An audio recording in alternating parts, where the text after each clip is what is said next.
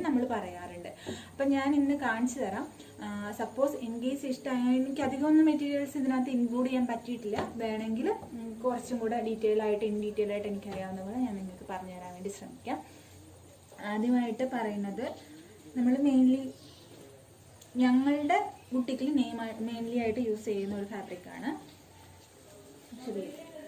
ഇത് Italian silk എന്നാണ് ഇതിന് പറയുക. അതിന് ക്യാമറയിൽ കാണുന്ന കളറാണോ എന്ന് എനിക്കറിയില്ല. ആക്ച്വലി ഇത് കുറച്ച് നല്ല ഡീപ്പായിട്ടുള്ള ഒരു കളറാണ്.